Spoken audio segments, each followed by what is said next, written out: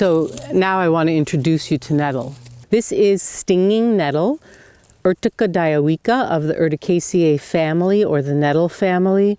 And it does sting, but in this very, very early stage, the stingers aren't so strong or the hairs don't release the chemical that's so stingy.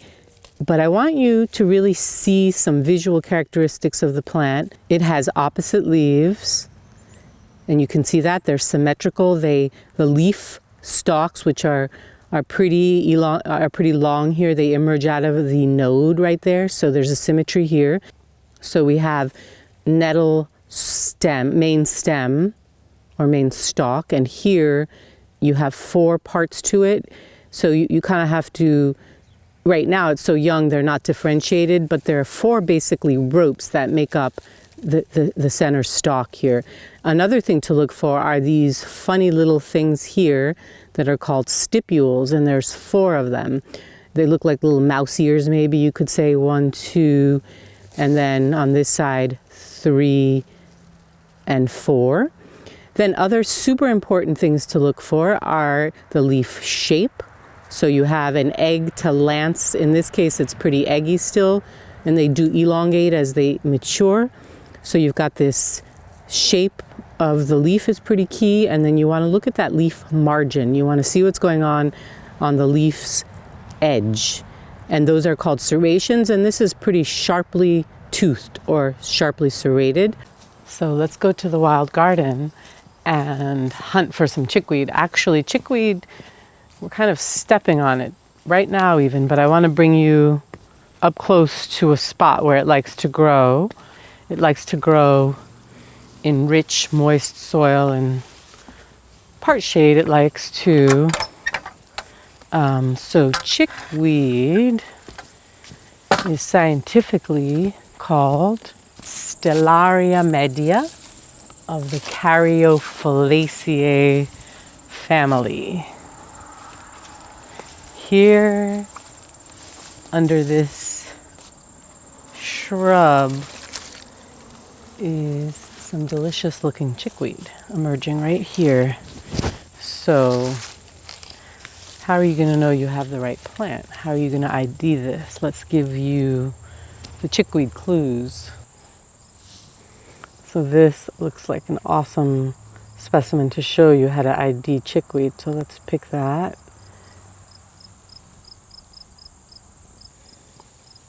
So let's have a good look at this lovely chickweed friend. How are you going to key this out? How do you know you have the right plant? So you're looking for leaves that oppose each other. So they're in an opposite leaf arrangement. And they have leaf stems called petioles. There they are. That leaf shape is very heart-like here, or really eggy, or also spade-like. So you're looking for that shape. The leaf stem here, that petiole, has small hairs. I hope you can see that. Sometimes they're less visible, but they're there. Marginal hairs there. The leaf itself here on the margin really is pretty. It's entire. It does not have serrations or lobing. It's not indented. It's called entire. And then if we look at the back,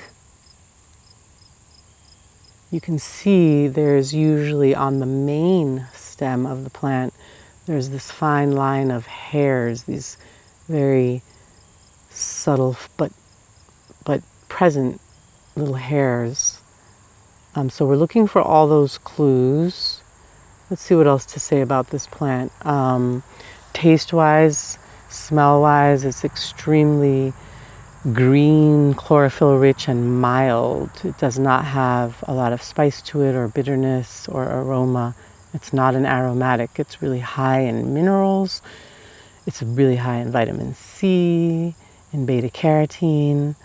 It also has cooling qualities so that it's used for heated skin conditions, topically used for eczema, for rashes. Internally, it can be helpful for constitutions that are dealing with a lot of heat. And another thing to notice about the plant is that it really doesn't have a strong main stem, so that it does not grow very tall. It pretty much mounds on the ground, sort of crawling on the ground. It's called prostrate. In terms of use, this makes an excellent salad green. At this stage, the tender part is pretty much everywhere because it's so young, and sometimes as it matures, or it does as it matures, the main stem gets really stringy. So we'd like to remove that. But for today, we're going to actually pinch off these very delicious tips, just like that.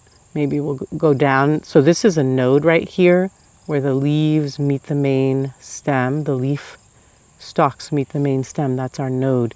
And I'd say today we're going to forage and we're going to pick right there to the second node or third node. And makes an excellent salad, and the bulk of a salad can be made up of chickweed. We can also put it into soups and stews, but we'd put it in at the very end because it cooks so quickly. This is growing everywhere where the soil is moist and there's enough richness.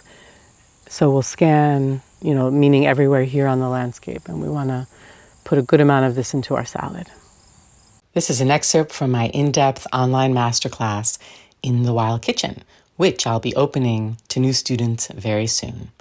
If you like this style of learning, be sure to go sign up for my free White Pine Love course right now at www.whitepinelove.com.